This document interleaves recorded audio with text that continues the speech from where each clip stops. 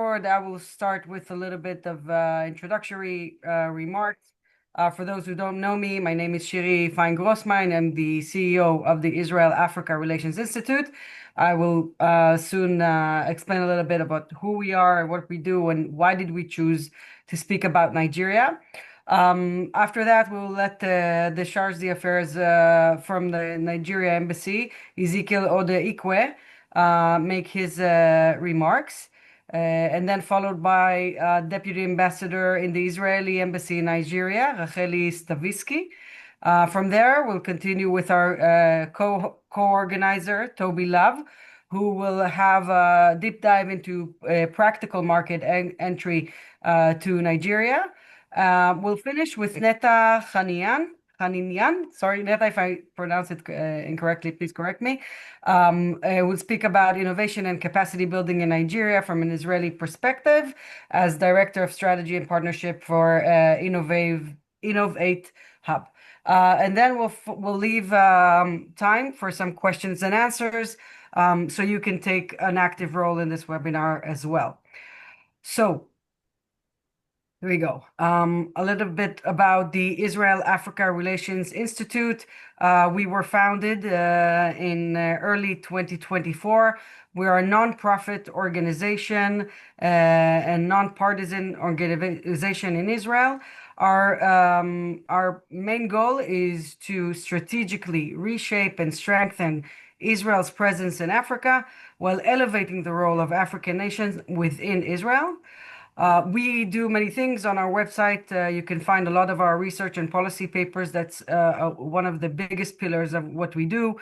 We write various papers on various issues and try always to aim for policy and what Israeli government should do. And I invite all of you to go on our website, and there is really a lot of information out there.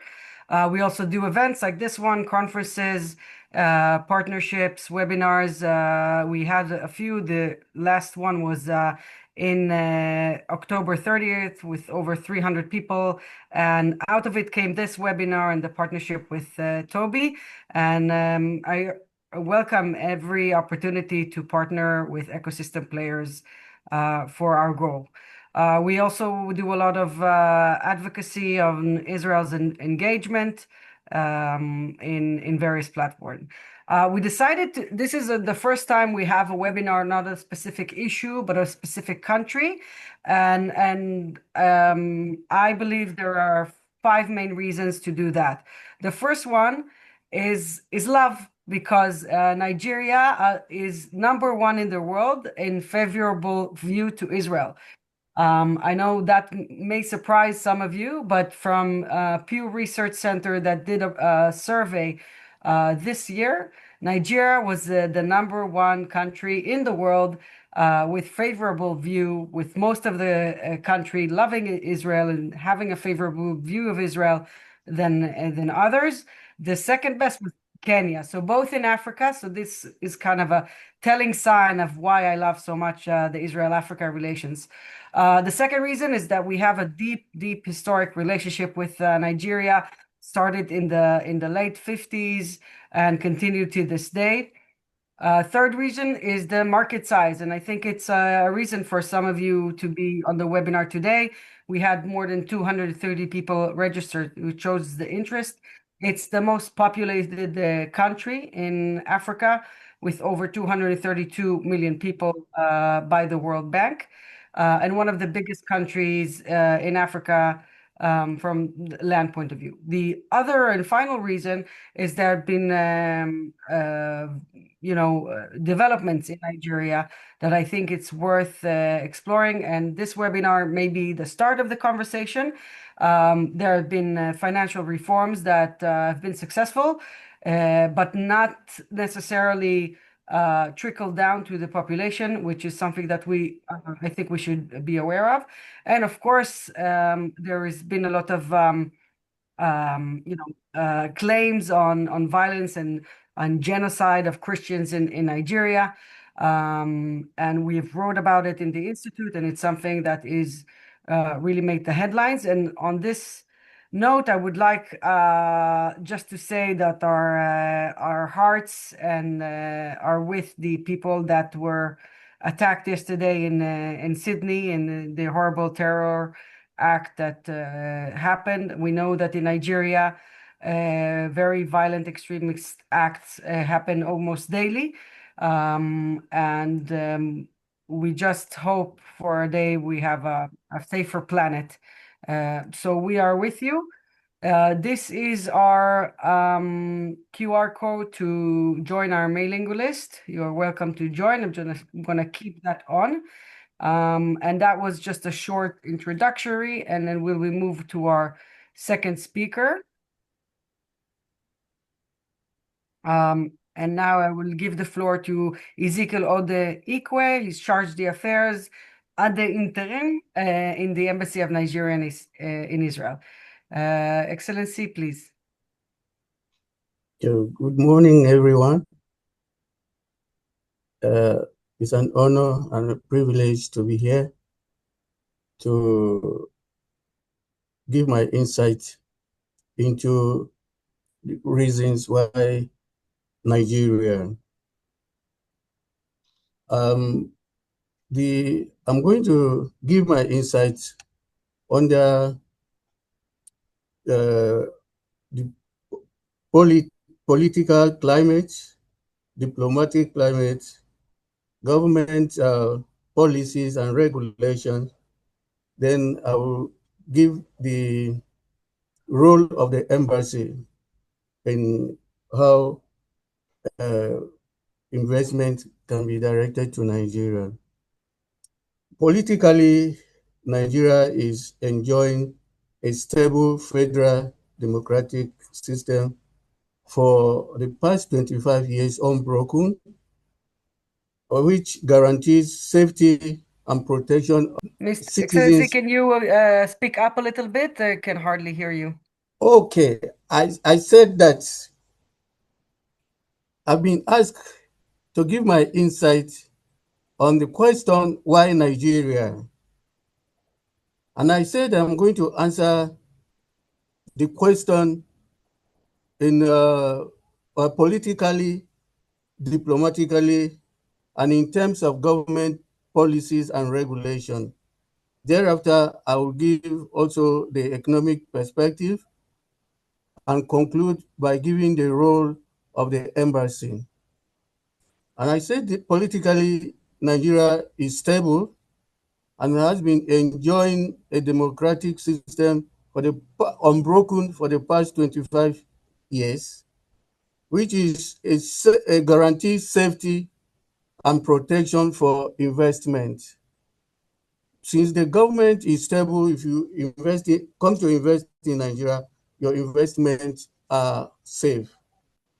And you highlighted earlier that Nigeria and Israel are very good friends, but I already have it as part of what I was going to say, so I will mention it, that Nigeria and Israel share a very warm and cordial diplomatic ties, enabling government to government and people to people engagements with Israeli companies already investing heavily in Nigeria's sectors like construction, IT, agriculture, water management, with efforts to boost the trade. Then on the government front, I would like to say that the government is or has provided a very conducive investment climate. And first, what the government did was the enactment of executive order on ease of doing business. Whether you are aware or you are not aware, the government is operating an executive order on ease of doing business, which has simplified the process of investing in Nigeria.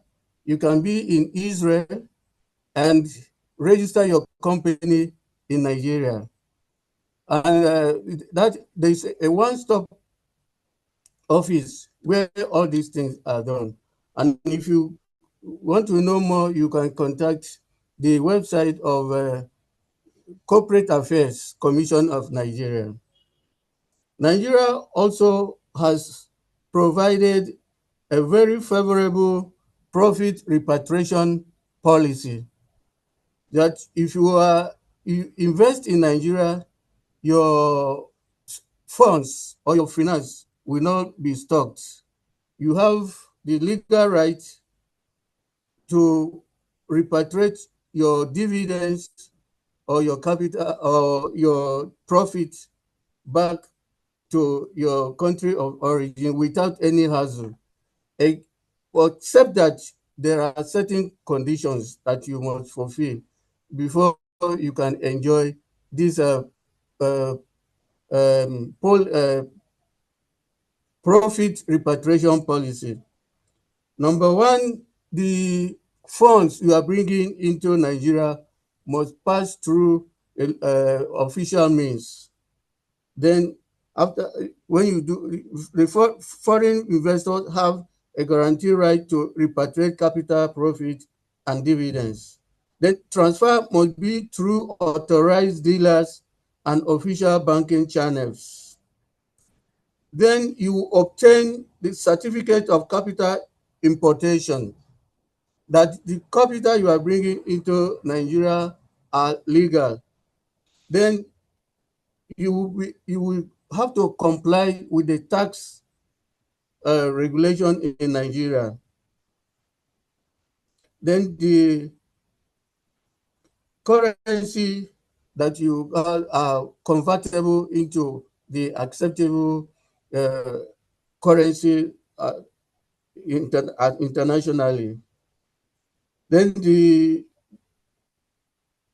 you will also enjoy what the import of capital. That when you have satisfied all these conditions, you can bring in your capital, you invest in Nigeria, then your profits and dividends you are able to repatriate to your country. The next one I would like to mention is the most recent one, which is the unification of multiple exchange regimes, which is to encourage investors. This makes foreign currencies available to investors at that you make them accessible to the investor. You can uh, approach the central bank or other commercial banks in Nigeria and obtain the foreign currency to do your business. Then on economic front, Nigeria has certain um, comparative advantage over Israel, which Israeli investors can explore. Number one among them is our demography, which otherwise the population of Nigeria, which is comprised of very active age. It constitutes not only a huge market, but also a huge workforce for anybody that want to invest in Nigeria. You invest in Nigeria, you are sure of where that you have ready markets for your product, and there will be no reason to entertain fear of loss. Then you will also agree that Nigeria has advantage over Israel in agricultural produce, like the cocoa, granite, palm oil, and etc. And under this agriculture, the emphasis now is on agribusiness. In other words, value addition. So Nigeria is looking for investors that will come to Nigeria to invest like in the in the case of cocoa, not to take cocoa out as an export, but to set up a, a, a company in Nigeria that could turn cocoa into maybe Bonvita or beverages or chocolates. So we also are looking for people who could also in the area of juice production. We we have a lot of mango fruits, orange fruits, especially from the middle belt or what we call north central Nigeria. That those areas come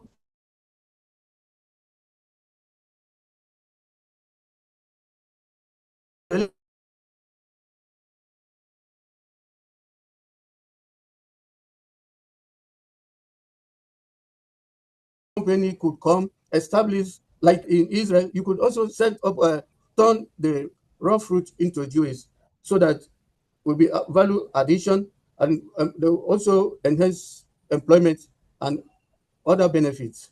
Then Nigeria also has advantage over Israel in oil and gas. So that is an area too Israeli could exploit. And lately, Nigeria is also diversifying into blue economy, blue and marine economy. That is another area of interest that Israeli business people can venture into. On then, what is the role of the embassy? The embassy here will promptly issue visa without for people that have no that we have nothing against when they apply for visa, especially for business. The visa will be issued within a reasonable time, maximum 48 hours. And there is also a friendly policy that has been enacted by the Minister of Interior to grant visa on arrival for people that are going to Nigeria for business. Then the embassy also would help to link or matchmake any Israeli business with an identified partner in Nigeria. Then, in case of any doubt, the embassy is always ready to verify the status of any firm or company that want to partner with an Israeli company so that we will authenticate the status of the company to set everything right.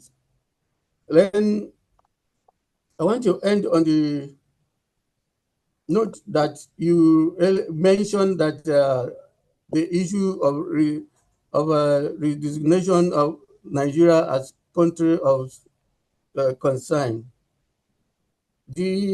There are incidences here and there, but they are not peculiar to Nigeria. Like on the news yesterday, you heard of shooting in the US. You heard of shooting in Australia, all targeted at certain people. That is exactly what Nigeria is experiencing. And Nigeria is not folding its arms. The actions are already on. And Nigeria is also willing to collaborate with friendly countries to bring this menace of insurgency to an end. Thank you very much, and I wish us a fruitful deliberations.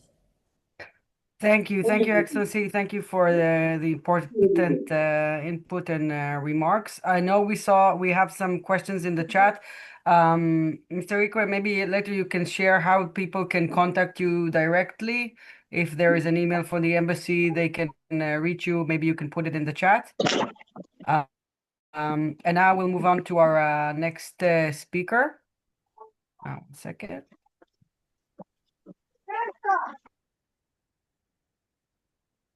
Okay. So we have today with us, sorry, 1 second. Share. So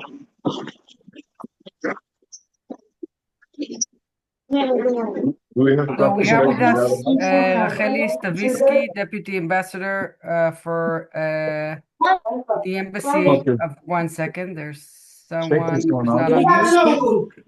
1 second.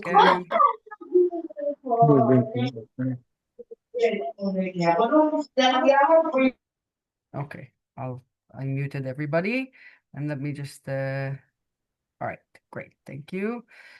Okay, so apologize for that. Racheli Stavisky, you can see my slides?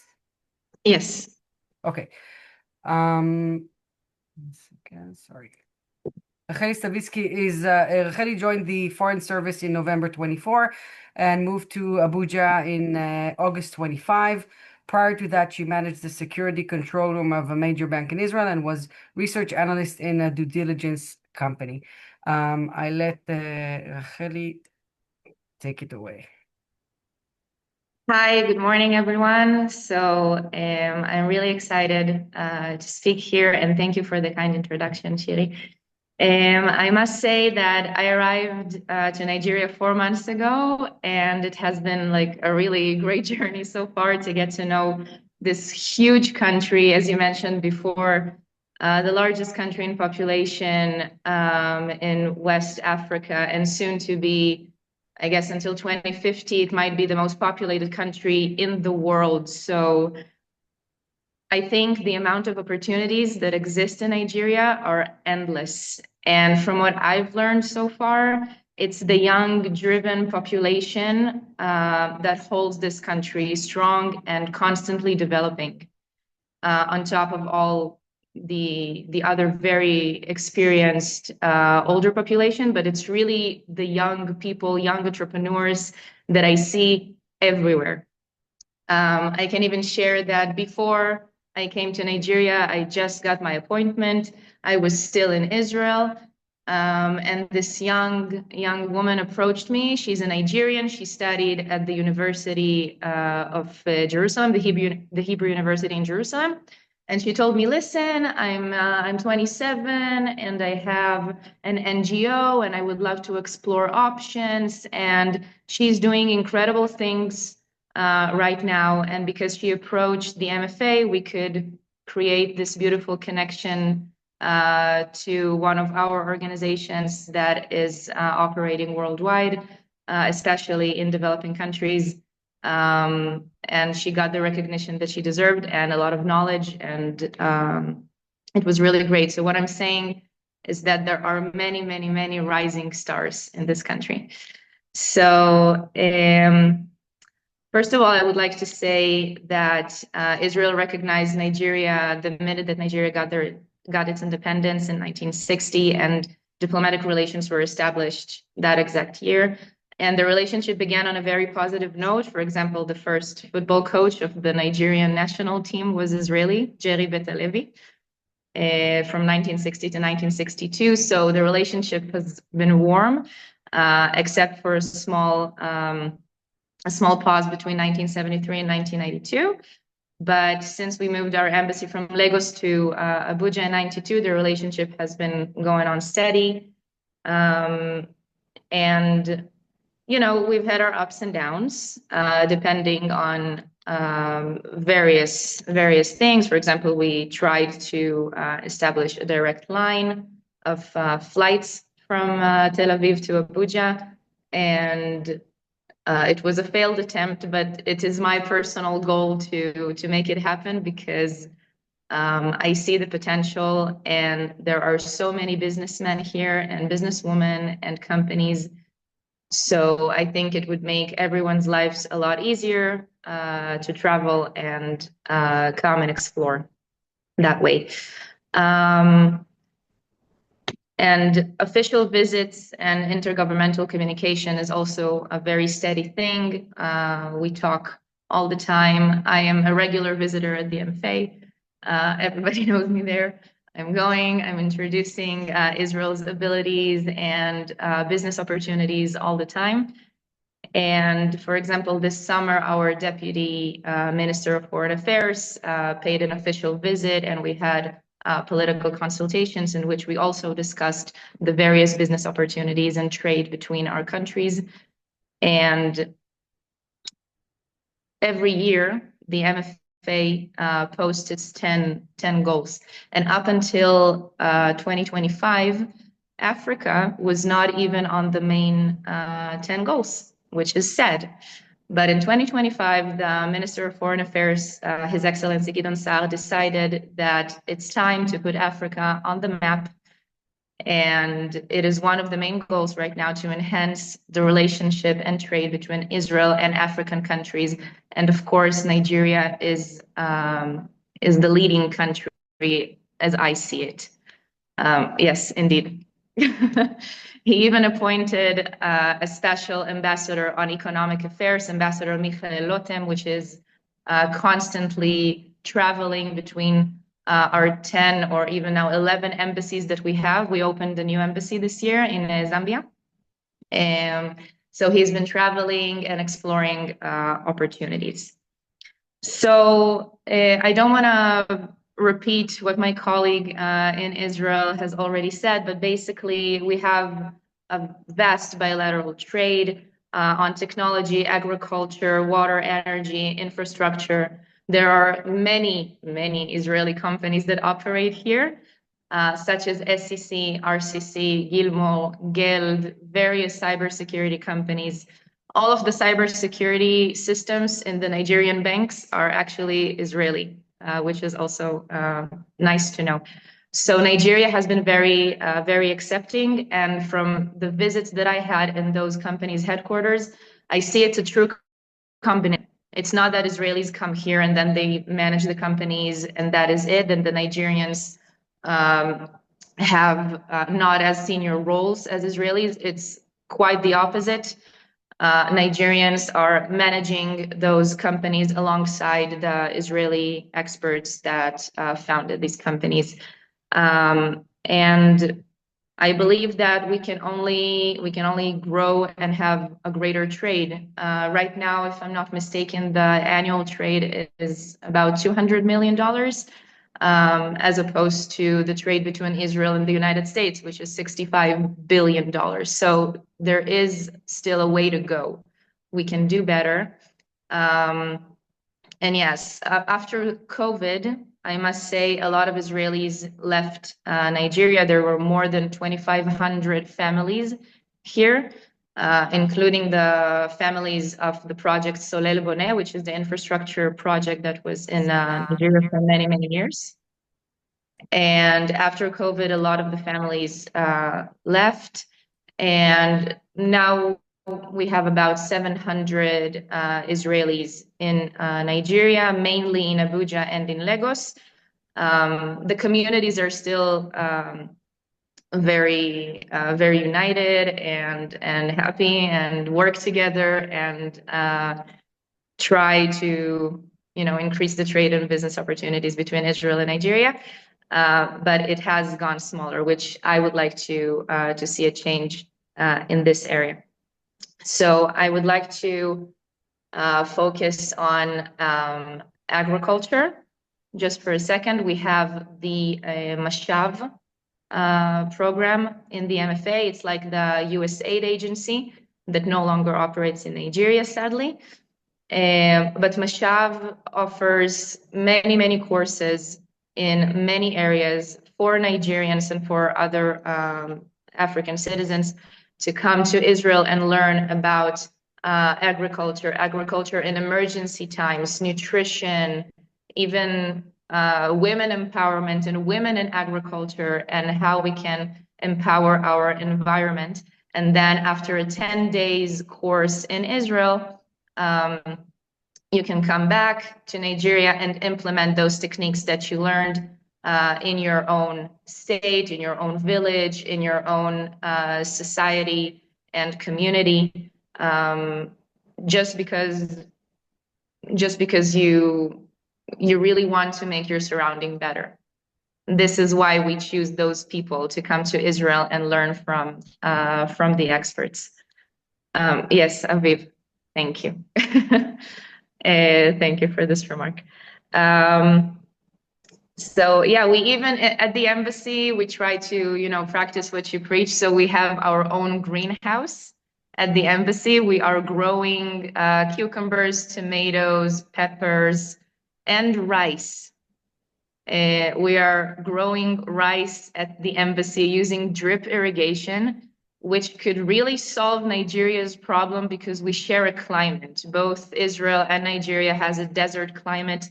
All of the southern parts of Israel, the Negev, is a desert, but it's the most blooming desert you'll ever see. If you've ever been to Israel, you will see greenhouses and farms and basically many farmers that are operating there and growing all kinds of crops.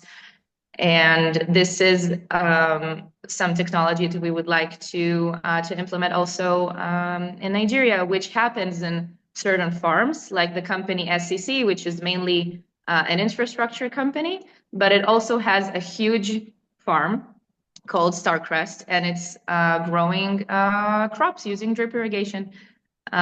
So no matter what time it is, what season it is in Nigeria, the dry season, the wet season, you can always be sure that there's going to be food for everyone, which is, as we know, one of the largest problems Nigeria is currently facing. Also, we have a lot of cooperation on security matters, cybersecurity, border security, which is also something that we've seen Nigeria has been facing for the last, couple of years, but now it's all over the news.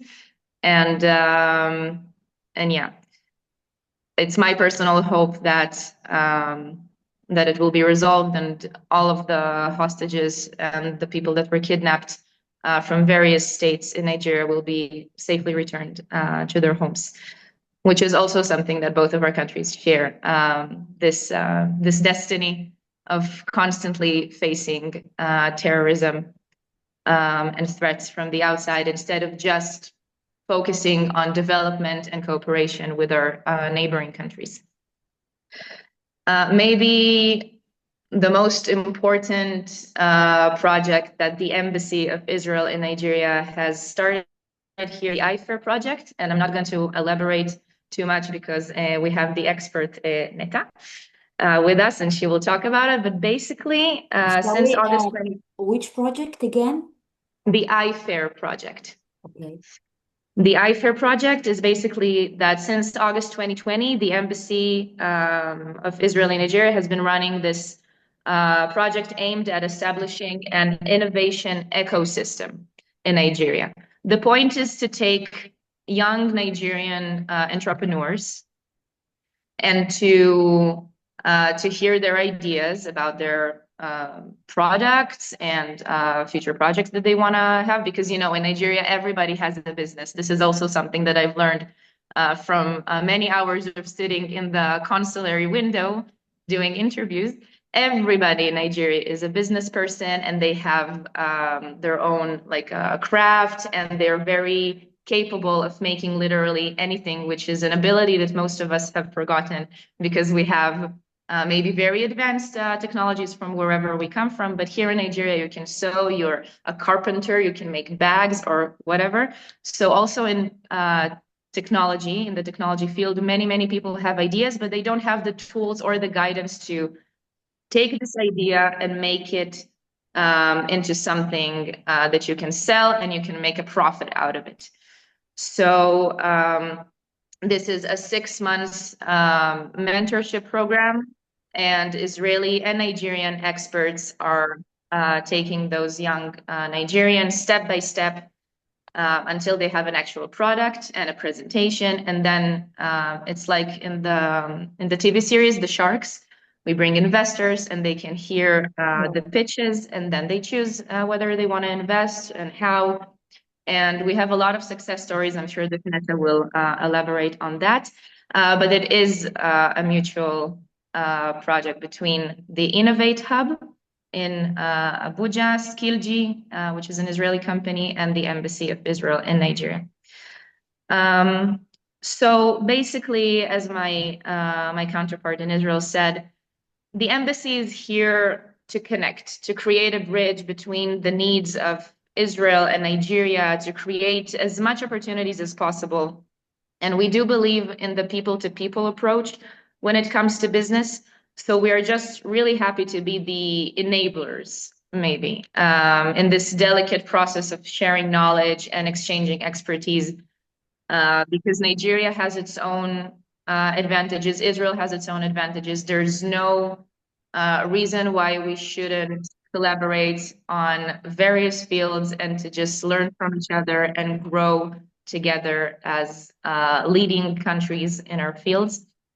And only yesterday I attended the ECOWAS summit, the Economic Community of West African countries. And I can say that I am surrounded by very, very smart people leading this area of the world, people who understand economics and trade and the needs, the actual needs that are on the table. For example, also the embassy organized a youth seminar recently to just expose young influencers in Nigeria to Israel, to its capabilities. There's been an open discussion with the ambassador for 2.5 hours. He was answering basically everything. And we had like really, really major influencers over there, including the chess champion of Nigeria, the world champion. So yeah, it's not that it's all pink. You know, we have a challenge, a main challenge, and is that when the exchange becomes one-sided, and sometimes instead of thinking about the great benefits that such knowledge exchange and expertise how it can benefit the people of Nigeria. Sometimes it's only about personal gain, which really saddens me because I will share all the information. I see the questions. I will share the information. I will share my email, and you can just contact me through the email. So when the personal gain comes into the picture, it's really impossible to work together because we think. Yes, I see another question. I will answer it right away. We think that Israel, and we believe that Israel only wants to do good to the world. And I want to believe that most of the business men in Nigeria also want to do that. But sometimes we encounter just less efficient counterparts, which also it's also something to think about when you conduct business with the other side. About other fields other than agriculture and high tech, for example, we have culture. There is a Nigerian-Israeli co-production agreement. There is an amazing cinema creator in Lagos. Her name is Ronya Man, and she's working on a Nigerian-Israeli movie. You know how Nigerians love to go to the cinema, and you have Nollywood, and it's really amazing. And everyone's also very artistic. And I personally, every time I go to the market, I buy like 10 paintings because I just can't get enough. It's so beautiful. So this is also something that we do, and we collaborate with universities. And we ask art students to create art, like inspired art about Israel and Nigeria and the collaboration and whatever we're going through. Okay, let's just do some finishing remarks because we want to move on. Finishing. We'll have questions and answers in the Yes. So we just strongly believe that in order to make this country, Nigeria, even greater, everyone should bear in mind how they can improve the quality of life of their surroundings, and how they can work together with Israel. So I will share my email in the chat, and feel free to pitch ideas, and we will make the necessary connections. And thank you. Thank you so much, Acheli. It's really, really important remarks. And now we'll move on to one of the main features of the webinar today, which is a presentation from Tobi Lovv, CEO of ExpandAfrica. Tobi is a Nigerian-Israeli business consultant. You see my presentation? Okay, just to make sure. Okay. Is a Nigerian business consultant and the founder and CEO of ExpandAfrica, or formerly Share Love International, a company dedicated to driving international business and strategic partnerships across the African continent. With over a decade of experience, Tobi has guided global companies, governments, and NGOs in market entry, cultural strategy, and international collaboration.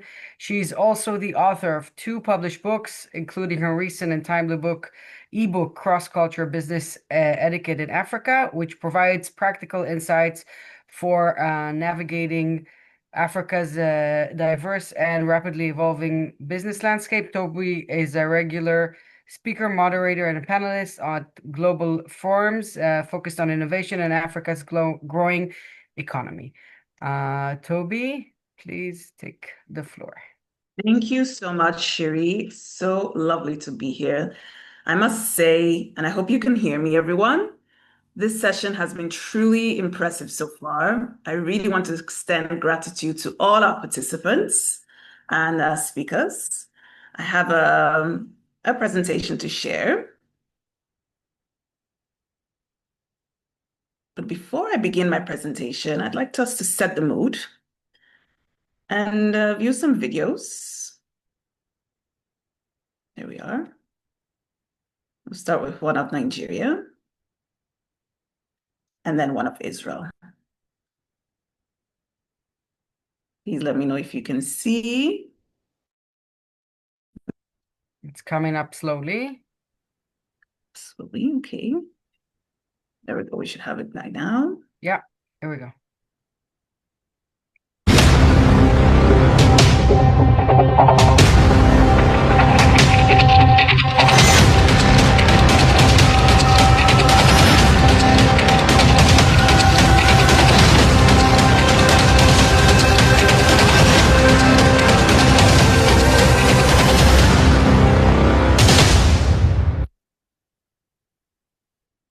What if we told you that in 2025, Israel is still in the global top of startups? Yes, despite the war, the startup nation is holding its ground. The Startup Blink ranking confirms it. Israel keeps its #3 spot worldwide, just behind the US and the UK. No coincidence. Its ecosystem remains one of the most dynamic on the planet.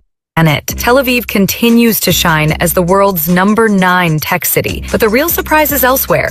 Yavne is booming with plus 106% growth, and Ashdod is following with plus 46%. Innovation is no longer just in Tel Aviv. It's spreading, expanding, decentralizing. In 2025, Israel proves that the startup nation reputation isn't just a slogan. Despite crises, despite uncertainty, the ideas never stop. So, after 5 straight years on the global podium, why not go for gold next? Right, 2 very short videos, and just to get you into the feel of what it is that we're going to be speaking about today. But first, we haven't gotten to know our participants. I'd like you to please look at the bottom part of your screen in a button called React. And if you have been operational in Nigeria for less than 5 years, please give a thumbs up. And if you have been operational and in business in Nigeria for more than 5 years, please give a clap.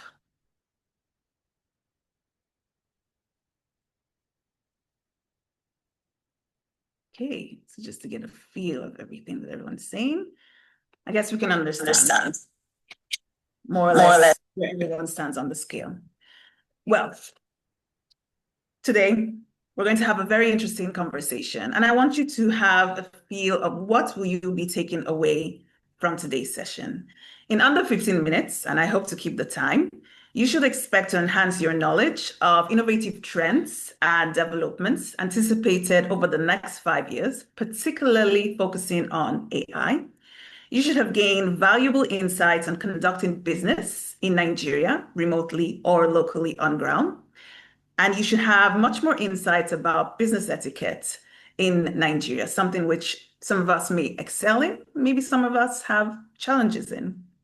And lastly, you should also receive tips on building partnerships, but most importantly, you should feel a sense of excitement. I mean, listen, we're in an amazing era as both Israel and Nigeria present tremendous opportunities for business, particularly in collaboration with one another.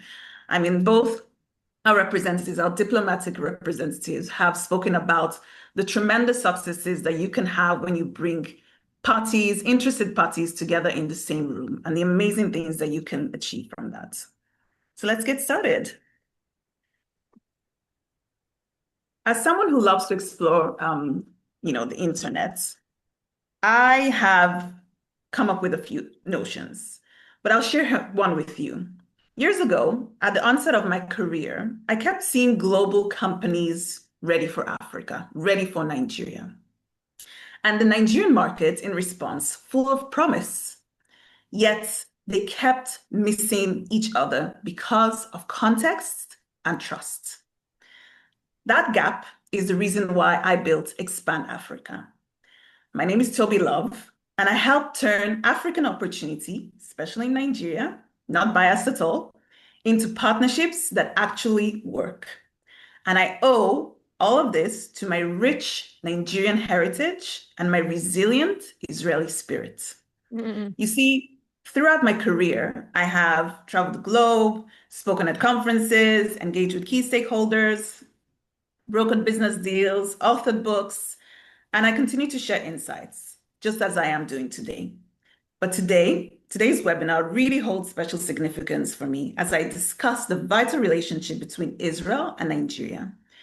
And to grasp the potential for business and partnerships and relationships between the two nations, it is essential to recognize the key trends within Nigeria's business landscape. As I said, I'm someone who loves to explore the internet for inspiration and thought leadership. I often turn to figures like Vusi Tembekwayo, a young, vibrant, intelligent, intellectual business leader who is coming up and has been coming up for the last few years, whose insights, I believe, perfectly encapsulate what investors and business professionals should focus on in Africa over the coming years. Let's take a look at one of his insights, which will actually frame a large part of our conversation today. And so I would look at those kind of top 10 economies. And in those top 10 economies, I would look at the industries that are core to the development and growth of those economies. And what are those industries? So agriculture for sure, fintech, and not just financial services, but in particular fintech.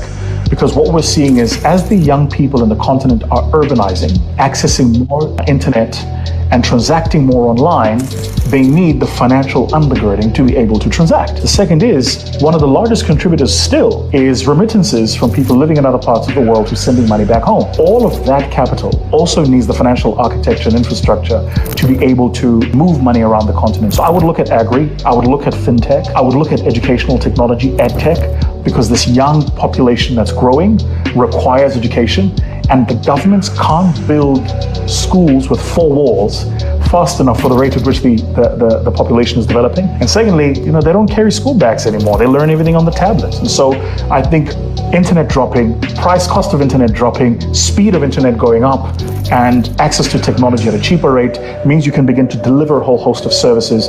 These are, as I've said, ad tech, fintech. But for me, I would look at what are the things people need every day. They need food, they need to send their kids to school, they need power, they need water, they need to send money.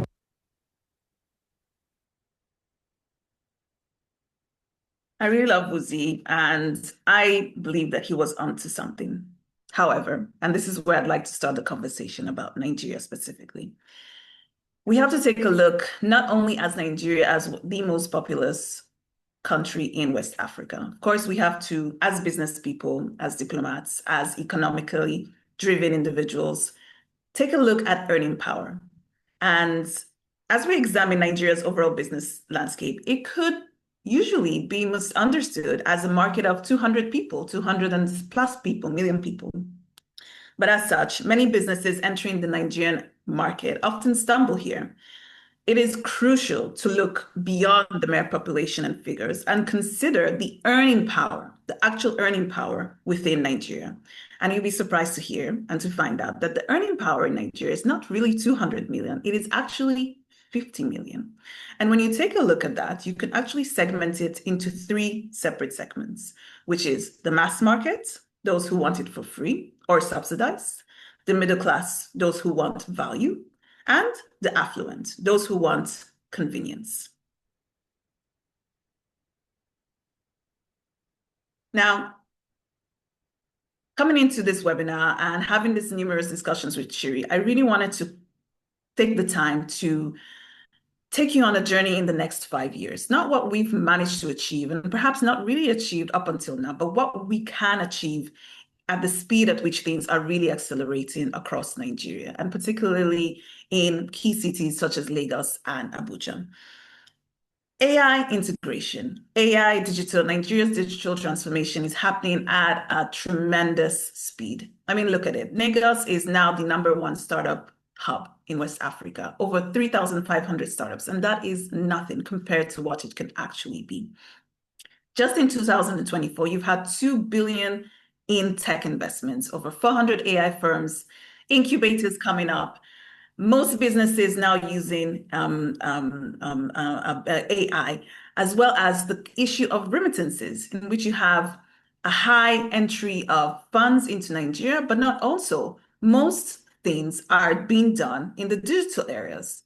If it's because of the government policies or it's because as a people, they're really interested in keeping up with the times. And for us, we can look at it as a point of potential and opportunity. So to briefly summarize the sectors, we want to highlight just 3 industries that we want to predict some really cool things that are going to happen in the next 5 years. And we've chosen for the portion of the session today, energy, fintech, and agri-tech. Rachel mentioned how most of Nigeria is dedicated to agriculture and to agri-tech.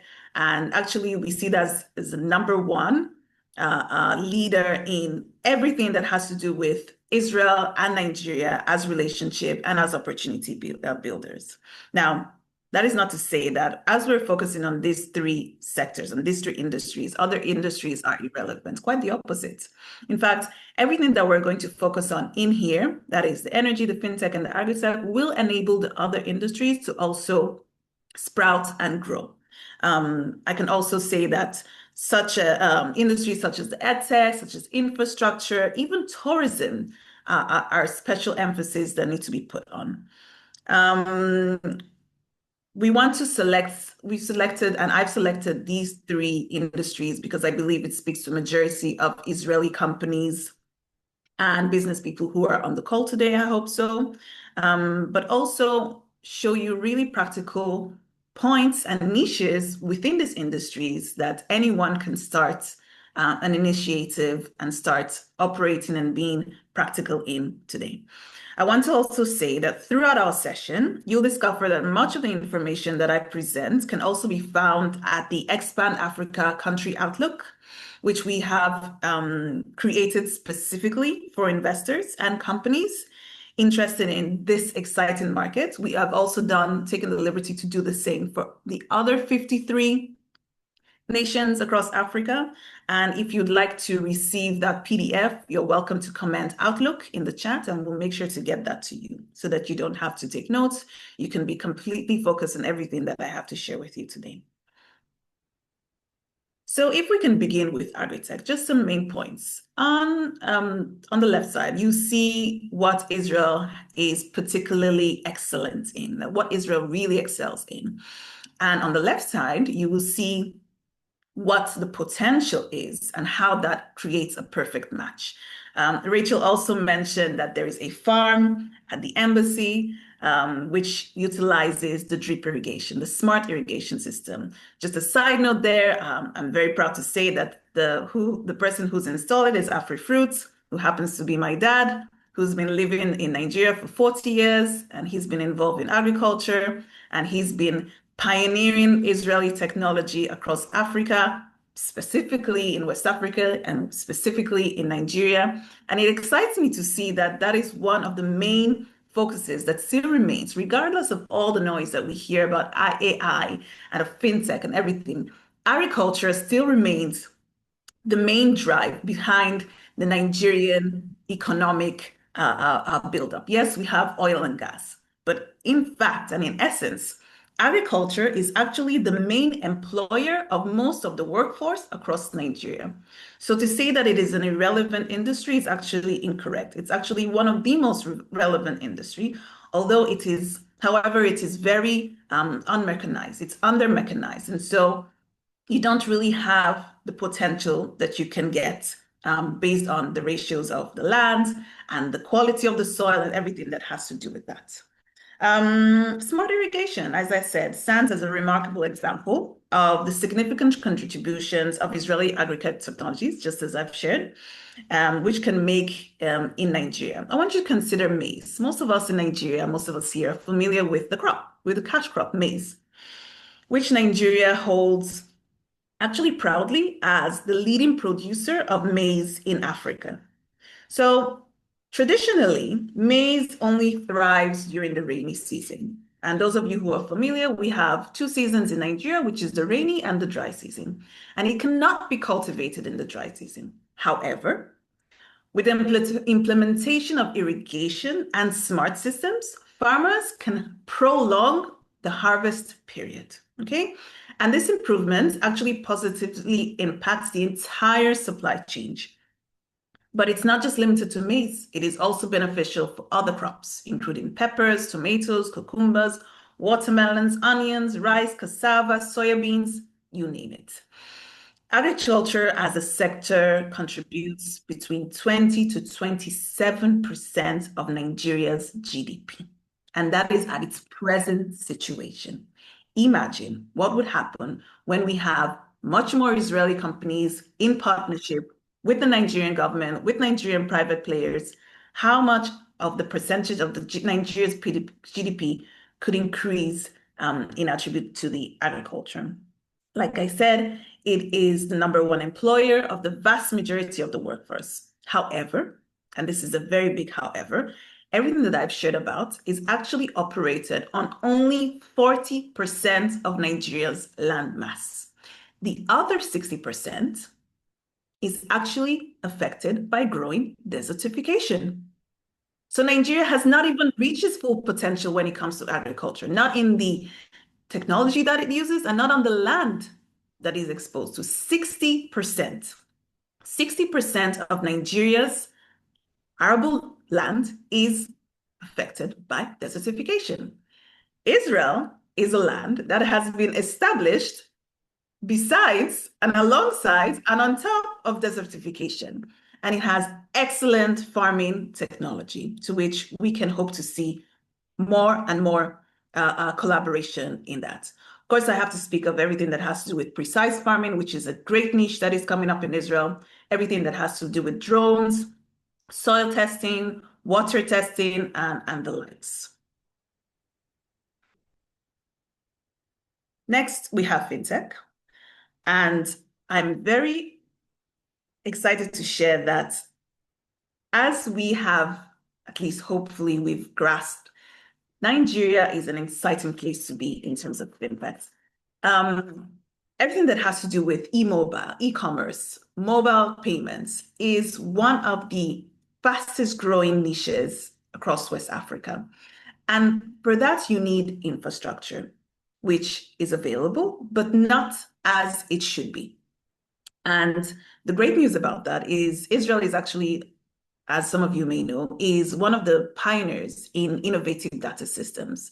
I don't have to speak about the cybersecurity. Rachel has perfectly summarized in the sense that most of the banks, most of the leading banks in Nigeria, and those who are also in e-mobile payments have partnerships with Israeli cybersecurity companies. But it's not just about that.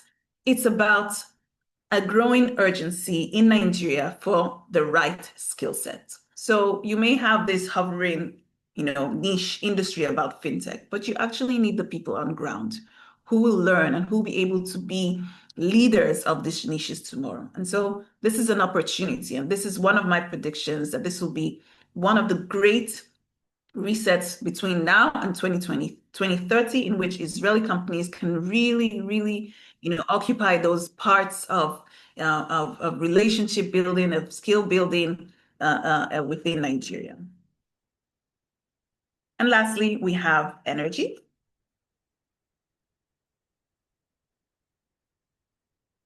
I just want to note about the fintech and say that because the ecosystem has seen a rapid growth in recent years, fueled by availability of venture capital, burgeoning a tech-savvy young population, and actually favorable policy initiatives, this country, Nigeria, has emerged as Africa's largest startup hub, okay? The largest startup hub. And Lagos is one of the magnets for innovation, attracting both local and international investors. And here I want to put a small asterisk. I'm trying to remember who spoke about being investors. The typical and traditional way of presuming, someone as an investor is someone with deep pockets, has all the money, has all the time. But my dear friends here, all of us on this call, we are investors. We're investors because we are willing to share our time. We are willing to share expertise. We are willing to go into partnership, into conversation, into an ecosystem that is thirsty for people to come and invest in it in any and always possible. And I can share also that the local investment initiatives is also something that is growing. Nigerians with deep pockets are actually now more interested in investing back in the country than investing outside. And so for us, that is a great opportunity.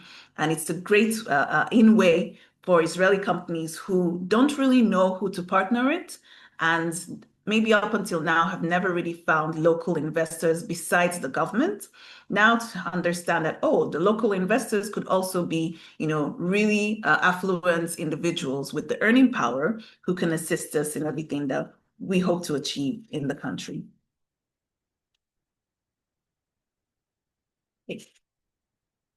When talking about energy, as you may know, Nigeria has, up until very recently, has a painful energy problem. I remember as a child, and it's in no way depicting Nigeria in a negative light. It's just reality. As a child growing up, you would have the time period that that NEPA would give us the light system, okay? For most of us that are Nigerian, obviously understand, NEPA is the national grid system for Nigeria. And because that was the reality, you didn't expect anything else. However, come 2021, 2022, and the tides have turned. We as Nigerians actually expect there to be, alternative solutions for us, because we understand that energy is the base of everything that we as Nigerians, as entrepreneurial spirits, Rachel said it, we are entrepreneurial in our system, at our core. We need it in order to build our businesses, make those partnerships, be accessible to international and global companies. And so this is the gap that has been created, in which companies, many Israeli companies I can share, have actually come into those spaces, particularly around solar innovations, around energy storage, the use of batteries, and also about off-grid solutions. There's a video that I'd like to share, just a 3-minute part of the video. I can share with you the entire video. And it is about Africa 50, and a recent initiative taken by Africa 50. For those of you who may be familiar, and for those of you who don't know Africa 50, they are a pan-continental investor with a $500 million fund, creating off-grid power companies. I will share with you a little bit about them, just so you grasp the gigantic potential in the future. So you're working with the private sector now. You said some companies, some solar assembling companies. Absolutely. What about the government? Because in Nigeria, there are so many policies to deal with everything, So what about the government? Are you working along with the government? Because most likely you need authorization from one arm of the government or the other. Absolutely. So just one point, Africa 50 is owned by African governments. So just to remind that, including the government of the Federal Republic of Nigeria. So we have a very close relationship with all our shareholders, including Nigerian government. And our approach is that we are here to support the country. So we work under the policies of the country. We're not here to change the policy or to tell the government how to do a policy, etc. But in areas where we believe that our investments can make more impact by doing a specific transaction or drafting a specific relationship with the government, then we get into this type of conversation. So right now, the government is very supportive of our DRE initiative, and as of now, we believe that the policies that are in place actually do not prevent us from moving forward and developing the sector. What we mostly need is investors willing to take the risk. And not only international investors, but also believe that local investors are actually key. So out of the $500 million, we're planning to raise $100 million from Nigerian investors, local pension funds, who provide funding in Naira, actually, because the companies in which we'll be investing also need some local currency. It's not just about US dollar. So attracting these local pension funds is key as well. And government of Nigeria is extremely supportive on that front. Okay, so the gentleman was summarizing particularly what I just shared about the need for local investments, but also international investors. And this is definitely somewhere that Israel and Israeli companies can step into. Just to go towards, the other parts of this section. And for this, I'll just choose just one or two instead of going through all of them. Doing business in Nigeria is not without its challenges. I know because I live there. I know because I work with Nigerians. I know because I'm Nigerian. I have insights, and I'm allowed to be a little bit bikoti of my country. So that's fine. For those of us, and I'm trying to remember, I didn't really see the poll of people who were in Nigeria less than 5 years or more than 5 years. There's a lot of issues. There's a lot of issues, to put it lightly. However, in every challenge, you have an opportunity. But some of the challenges that I can emphasize here, and I spoke about one of them, which is the issue of power or lack of power in most of the areas to which you have people that are coming up and bringing up the solutions. You have the issue of exchange rate and exchange rate fluctuations. You have that digital regulation, which in place, instead of taking, place or taking or happening within 6 months, sometimes you can have digital regulation that can take up to 6 years to come into effect. But most importantly, for the sake of our conversation today, you have a challenge of finding the right local partners. Now, the embassy here in Israel, to which some of you have definitely listened to what Mr. Ezekiel has had to share, is they can substitute as a verification, okay, as a point of verification for most of the companies. But that's in the future. What about getting across to the right partners now? And we have some tips on how you can do that. By leveraging these local networks, such as what you have in this webinar today. We have a few participants who are from Nigeria, who I believe are business entrepreneurs who are interested. This is the part where you send your connections and you get to know each other. And why do I put such emphasis on that? Because this is just a small part of what I like to call business etiquette in Nigeria, which has a lot to do with culture. Nigeria is very culture centered. So anything and everything that you do, even though it wears a suit and it's very formal, it is ingrained in culture, which is one of the great beauties of Nigeria. And for culture, you have to have you have to be knowledgeable in that. But don't worry, you're fine. We'll take care of you. We'll take care of you. Just some points regarding that, and I just wanted to touch upon really the tips of getting across to Nigerian business partners or counterparts. I want you to imagine this. You've been invited to the palace of a traditional chief. That is part of you setting up a local project, right? It's an important step, one that signals trust, potential, approval, but you've actually never interacted with traditional authority before, and you're quite unsure of the customs involved. You have three options. You can wing it and hope for the best. You can decline out of fear of it getting it wrong, or you can seek guidance from local advisors who understand the culture. Only one of these is the good business. In many markets, Nigeria included, traditional institutes are not symbolic. They are influential stakeholders. How you show up, who speaks first, what you wear, when you sit, and where you sit, and even how you greet can determine whether doors open quietly or close permanently. Culture awareness in this context, it's really not about perfection. It is about respect, preparation, and humility. And the truth is, successful international businesses don't guess their way through unfamiliar environments. They ask questions, they probe, they listen carefully, and they rely on trusted local insights.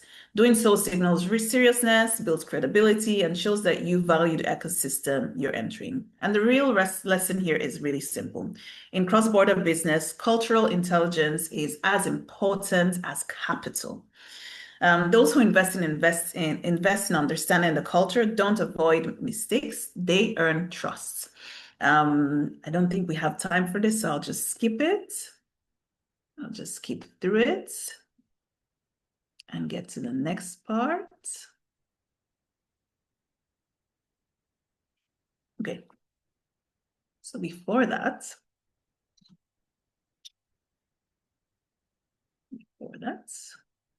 getting towards the end. Thank you, Shiri, for your patience. The other thing that I want to share is having, of course, emphasis on relationships, but not transactions, being present and visible within your conversations, but also being patient. There is such a thing called African time, and there's even another thing called Nigerian time. Nigerian time is nothing that is, to be meddled with. It is nothing to be, it's something to really take very seriously. And Nigerian counterparts, I can't see your faces, but I'm sure you're smiling because you've been guilty of it. I've been guilty of it. For my Israeli counterparts, it's something that is culturally ingrained. And the more you understand it, the better equipped you will be to it. I will just link and share that we have written extensively about this and ways in which you can avoid this, ways that you can treat it, what you need to do before, what you can do in the middle of you being in Nigerian time and having to deal with that, and what you can do afterwards in order to save and maintain the relationship. It's an actual thing that happens. But go back. Okay. Honor your commitments. If there's one thing that I can tell you that Nigerians cannot stand is when they sign a contract or a partnership and they are they're not undervalued. The work that has been promised to them is not as was promised. Okay, that pisses. Sorry for my French. A lot of private individuals and government individuals, not because of anything, but because your word, and the trust is currency. What you promise is what you should deliver. Don't think that you should, overpromise and underdeliver. It will never work. You might, be successful the first time, but the door will be closed for you the second. Okay. I'll go back. I really want to close up this conversation with something that I feel like everyone should be exposed to, which is the amazing, vibrant, lively, wonderful part of Nigeria. For those of you who have visited, you will understand. For those of you in Nigeria, you know. And for those of you who have yet to come to Nigeria, this is the Nigeria that we want to see more of in the world. Both Israel and Nigeria have the same problem. We have a marketing problem. And if we marketed ourselves, just like I'm about to share with you, I mean, don't you think that most of the investors will take their investments out of other places and want to come to Nigeria just for the thrill of it. After this, I'll summarize, and yeah, thank you for having me. And I'm sure we'll be having a question and answer very soon, which I'll be managing. So you can keep your questions till then.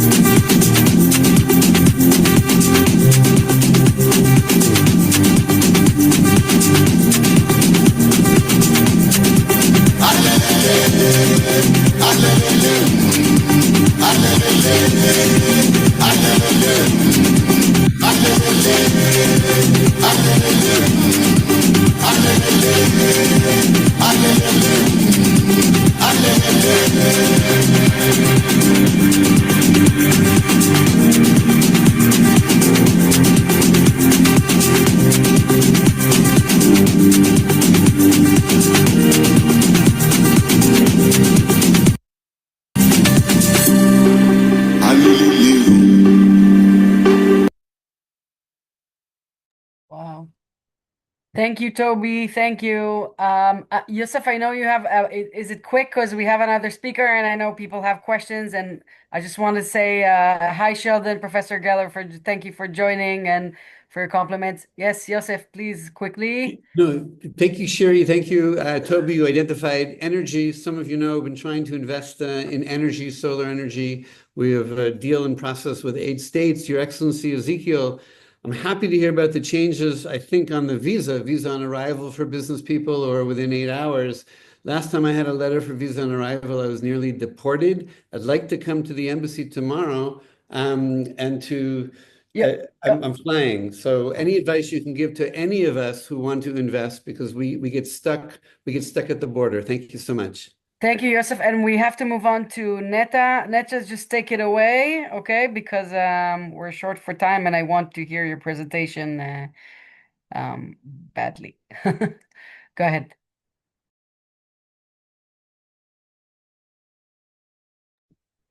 Okay, I will try to really be quick. Can you hear me well? Yes, very well. Thank you. Can you see my screen? Yes, we can. Okay. All right. Thank you, everyone. Thank you. Thanks to all the speakers as well. My name is Neta Hanien, not Hanien. Sorry about that. My apologies. Anyway, my name is Neta Hanien. I'm originally from Israel, but I've lived 8 years in Nigeria, in Lagos, worked in the Abuja. So I have an 8 years experience working inside Nigeria's innovation ecosystem. I'm a founding team member at Innovate Hub in Nigeria, where we provide hands-on support to early stage startups. So I have experience working with startups, engineers, ministries, international development organizations, investors, and donors in Nigeria. Our focus is actually on not on exporting Israeli technology to Nigeria, but on developing local capacity and drive the localization of the product development and product production and manufacturing in Nigeria. But through my work, I think I gained some knowledge and I can share some insights that are also relevant to companies looking to, bring Israeli technologies to Africa or Nigeria specifically. So what I see repeatedly are excellent technologies failing, not because they're bad, but because it was never designed for the system it entered. Again, I will try to first tell you a bit about what we do in Nigeria, but then I will also share some insights that might be relevant to everyone here. So I think it all starts from reframing the question. The wrong question is, how do we sell our technology in Nigeria? A better question to ask would be, where does our capability fit inside the Nigerian system? And what must change in order for it to work? So I will use the case study of Innovate Hub. Yes, we are not exactly a business. We are registered as a Nigerian non-for-profit organization, but we're practically almost like a business in the sense of we sell, we generate income, we sell our knowledge, our experience, and we serve as an implementation partner. We partner with the Nigerian government, with the Israeli government, with some other international development organizations, and we provide services of program design and implementation. And I will tell you a bit more about it. So we are a business in the term of we are selling services, but we are a non-for-profit because we are not taking the dividends. We are using the income to, we are using our revenues to,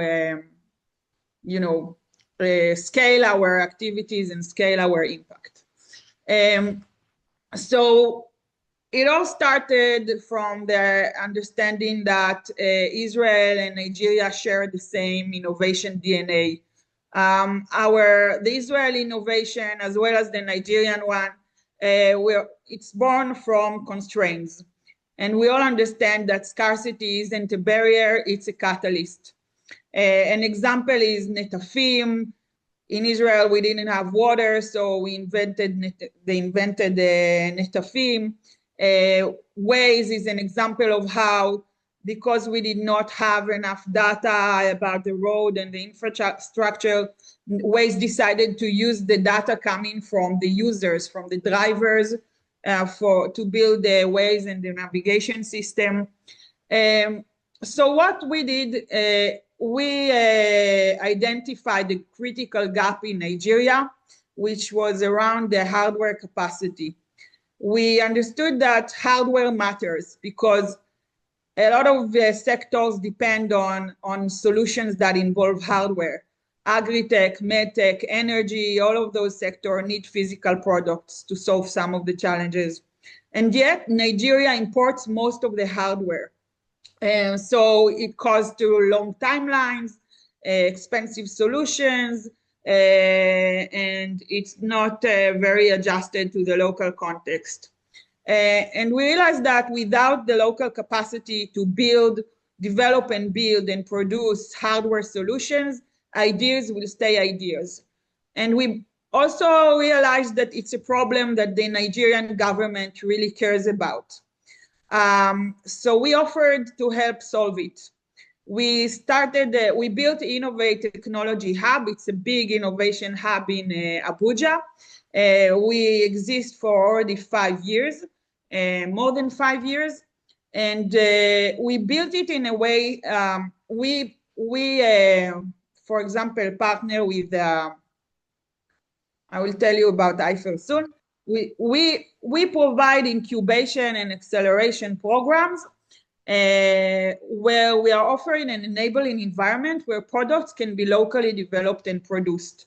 So we built it in a way that we have more than 120 in-house employees, including technical experts, Nigerian experts we trained, who are experts around the software, AI, product design, robotics, coding, 3D printing, laser cutting, fabrication, biotechnology, IoT, and more. And we design programs where we select startups who are developing technology-based solutions, and we provide them with not only support on the business modeling, etc., but also with hands-on support on the actual technology development and production of prototypes and minimum viable products, and then commercialization. So an example of one of our flagship programs is the IFER program. Racheli from the Israeli Embassy mentioned it. IFER is actually an initiative of the Israeli Embassy. It's a six-month program. We already concluded three successful cohorts, and we are now doing the fourth cohort at the moment. So for this program, we partnered with the Israeli Embassy, initiated it, and we partnered also with the Ministry of Communication, Innovation, and Digital Economy, the guy in the blue suit in the middle. You can see the Israeli ambassador on the right side, and you can also see the executive secretary of the governmental fund called TET Fund, Tertiary Education Trust Fund. We also made sure to include partners such as the investors like Inolua Aboyeji on the right here in the picture, who gave us some advice about the needs of the market, etc. So in IFER, we are building hardware capacity, but not only hardware. We also support software solutions, but our unique value is our ability to actually build also hardware devices and solutions. So we support solutions from different sectors like financial inclusion, medical device, food security, education technology, circular economy, energy, infrastructure, and more. And we try to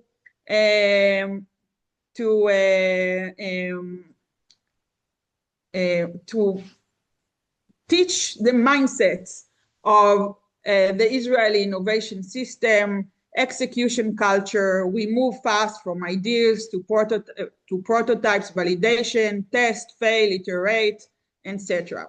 We also partner with the Tertiary Education Trust Fund, a governmental fund in Nigeria that is in charge on research and development in the Nigerian academia. And for them, we designed a whole roadmap in regards to transforming Nigeria's research landscape, moving from research for publishing to impact-driven and market-driven research. So we help Nigerian researchers to translate their ideas into commercialized solutions. We engage Israeli experts, Israeli business people, as well as Nigerian experts and Nigerian industry experts. We first teach them about the basics of entrepreneurship. We match them with relevant mentors from the industry. You can see Nimrod. I think he's here on the call. I saw his name. He's managing, and he used to manage the biggest fish farm in Nigeria using closed circle systems. So he was helping some Nigerian startup who is developing a solution for this kind of farms. And then we support them during the market validation. They go and meet with the market, with the potential users. They come back to us with the feedback, and we fine-tune the business model, the product design accordingly.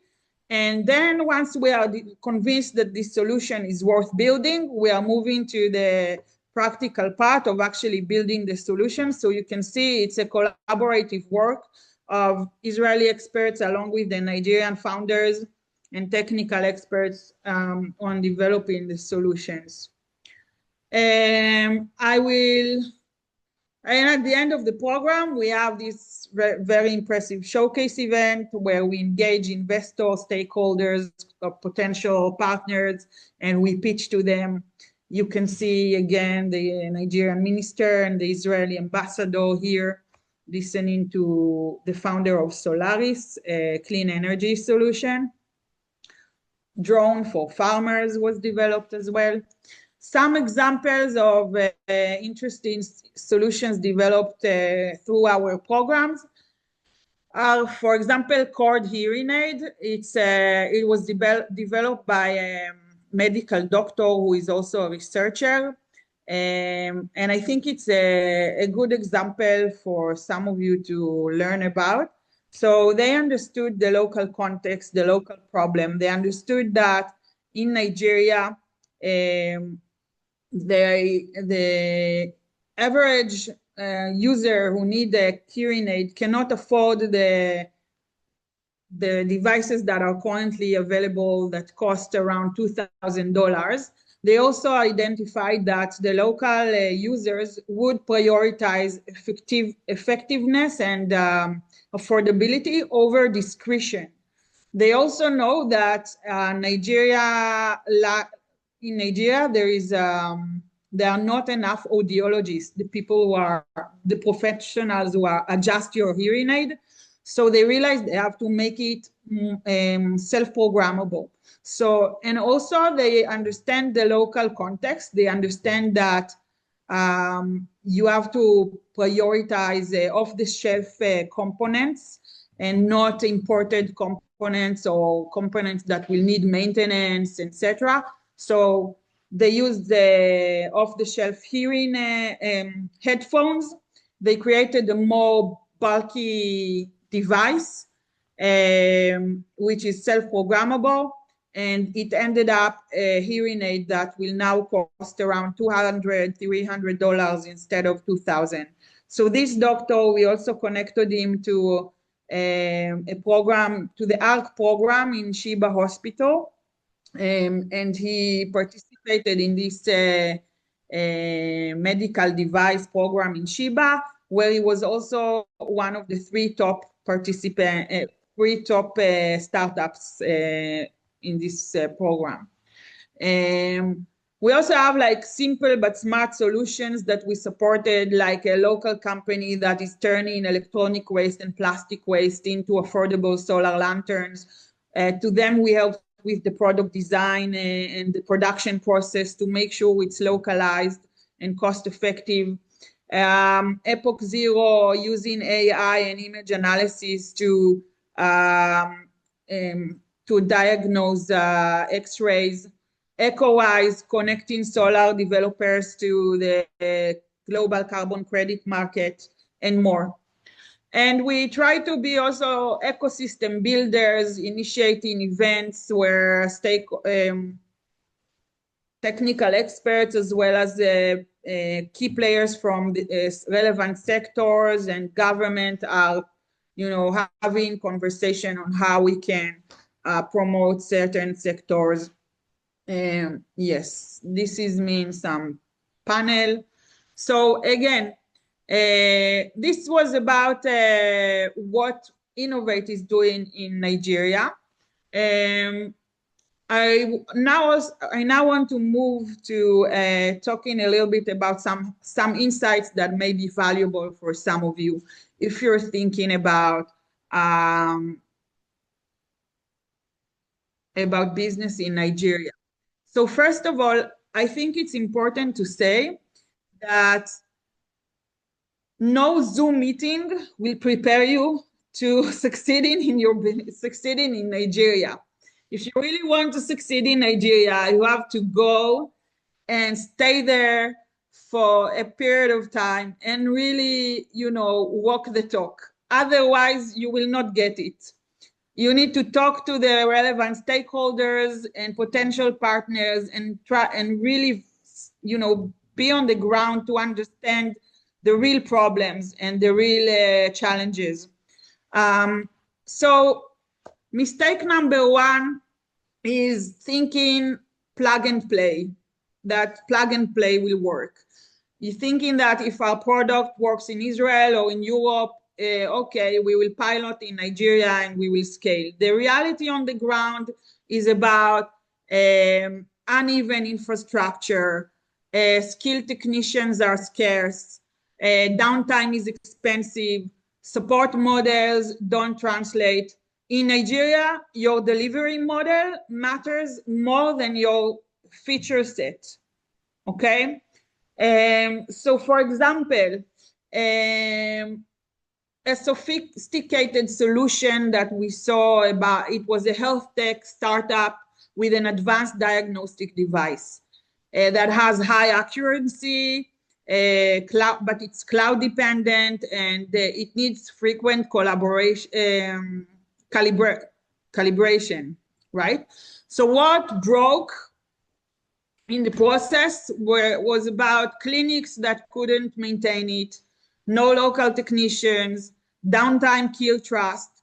What worked instead was a simpler, more rugged version with fewer features, offline capabilities, local capacity to repair, etc. Mistake number 2, it's about solving the wrong problem. Okay, sometimes we're thinking that we're solving maternal mortality, food security, but in the reality, in the field, we find out that the bottleneck is often operational, not technological. So a better tool doesn't fix a broken workflow. Sometimes we understand that what we need to fix is actually the workflow. Okay, so in Nigeria, impact comes from solving where things break, not where they look impressive. Okay, so an example, again, the ultrasound, the AI, maternal. So initial assumption was that AI analysis of ultrasound will reduce maternal mortality. But the insights from the field was that women weren't dying because of poor image analysis. They were dying because no ultrasound machines were accessible in rural areas, or because no trained operators were there, or no referral pathways. So you need to reframe the problem you're trying to solve. The real value was around enabling access to basic imaging, or training mid-level operators, or designing for clinics without specialists, etc. So another mistake we see is treating trust as a soft issue. So trust is the main issue in Nigeria, and then this is where you need partnerships, strong partnerships with strong local partners. So if you take for example, Netafim partnered extensively with local agricultural institutions, with NGO, with farmer cooperatives, moving beyond simple distribution channels, right? So they trained local agronomists and technicians that can support the maintenance, etc. So that is a way to build local trust in your product, by empowering local partners to become co-owners of Netafim's success. This is how they manage to really scale. Another example about trust from a different perspective is, for example, there's an online marketplace called Jumia, right, in Nigeria. The only problem they solved differently from other online marketplaces was the trust issue. So they realized that customers were hesitant to pay upfront for products they were buying online. So what Jumia did was they implemented a cash on delivery payment method. So they enabled the buyer to only pay after the product is delivered to their home. And this is why Jumia succeeded and is the most popular marketplace, online marketplace in Nigeria. Another, So I think I will skip this one. It's about comparing why Netafim succeeded versus another anonymous example of a typical failed entry. So maybe just briefly, Netafim sold outcomes, yields, water, more income, as opposed to just technology, right? The product design was adapted to local constraints.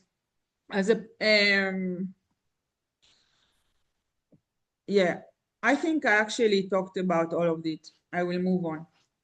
So what actually works is when you start with the constraints, you initially design your solution for constraints such as power cuts, inability to pay, a skill gap, supply chain delays, etc. It's about building capacity, not dependency. So you don't just import solutions into Nigeria and count on the Israeli exporter to make it work. You train local technicians, you transfer the know-how, you enable local ownership, and you partner early during the problem definition so that you really get the real problem. You really identify the real problems, not after the product is already ready. Yes. So this was an example I put here about off-the-shelf Beats custom. Neta, see if you can wrap up. Yeah, thank you. Okay. And products that scale usually use off-the-shelf components and can be repaired locally, etc. Yes.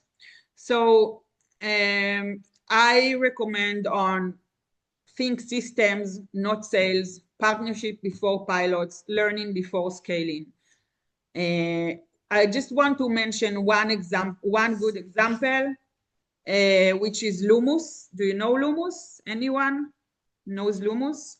So Lummus is a good example of an Israeli founded company. It's not Israeli anymore. I think they sold it, but originally founded by Israelis. They provide affordable, clean, pay-as-you-go solar home systems for off-grid households and small businesses using a partnership with MTN, the solar communication company, to allow payments via mobile phone airtime, replacing expensive generators and kerosene lanterns with powerful lights, phones, etc. So they solved the payment issue in a very creative way, and it took partnering with MTN.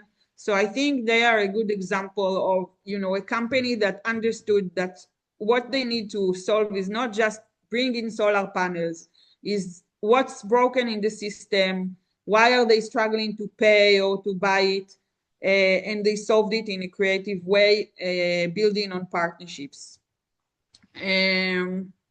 Yes, so to conclude, Nigeria, the way I see it, doesn't need more imported solution. It needs partners willing to co-create. So the Israeli companies that succeeded will arrive not as exporters, but as learners, builders, and long-term allies. Yes. Thank you. Thank you so much, Neta.